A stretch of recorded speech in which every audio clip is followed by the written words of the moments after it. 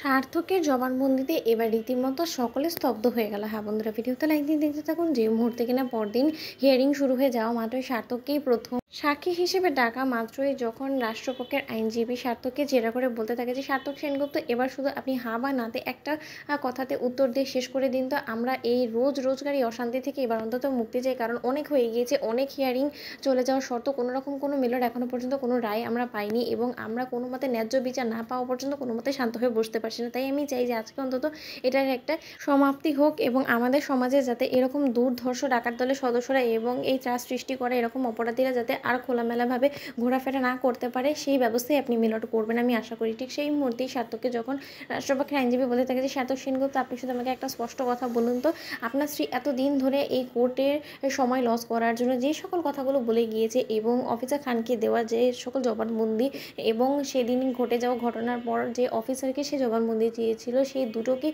একই ছিল নাকি ভিন্ন ছিল? শুধু আপনি হা বা নাতে উত্তর দেবেন। ঠিক সেই মুহূর্তে সার্থক বলতে থাকে যে আমি এখন যেটা বলতে চাচ্ছি মিলট, সেটা হয়তো বা আপনাদের পছন্দ নাও হতে পারে, আপনাদের হয়তো বা আমার উপরে অনেকটাই রাগ হতে পারে, কিন্তু তার সত্ত্বেও কথাটা আমি বলতে বাধ্য হচ্ছি। কারণ আমি এতদিন ধরে যে কাজটা করে এসেছি সেটা সম্পূর্ণরূপে একটা ভুল ছিল এবং এটার জন্য আমি আপনার কাছে প্রথমেই ক্ষমা চেয়ে নিচ্ছি। এবং এবার আসি আপনার প্রসঙ্গে।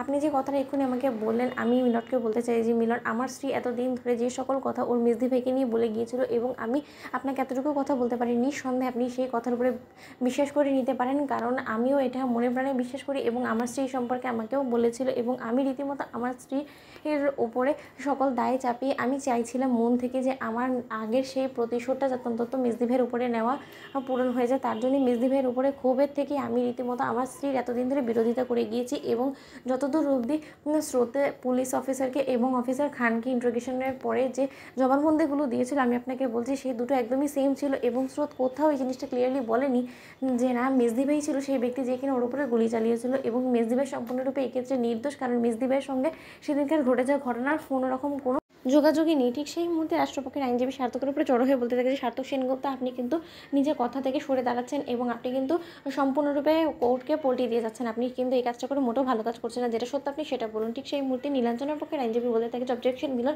যে ব্যক্তি কিনা নিজের সব কথাটা সত্য বলছে সেই সত্যটাকে চাপা দেওয়ার জন্য সে কিন্তু এখন ওনার ক্লায়েন্টের উপরে রীতিমতো চাপ সৃষ্টি করার চেষ্টা করছে, যাতে করে কিনা ওনার বলা সাজানো গোছানো সেই কথাগুলি এবার উনি বলে এবং এতে করে কিন্তু কোর্টকে আরও বেশি বিব্রত করা হচ্ছে। এবং এর জন্য আমি চাই যে এখানে কোর্ট যাতে কোনো একটা রায় শুনিয়ে দেয়, এই কেসটাকে আপাতত জন্য শেষ করে দিক। ঠিক সেই মুহূর্তে জজ সাহেব বলতে থাকে যে অনেক হয়েছে, এবার আমার আর কোনো রকম কোনো প্রমাণ আর কোনো কিছু বা দেখারও কোনো প্রয়োজন নেই এবং আমি এই কেসে আজকের মধ্যেই রায় শুনিয়ে দেবো। তো বন্ধুরা, লাইক কমেন্ট শেয়ার করে সাবস্ক্রাইব করতে ভুলো না।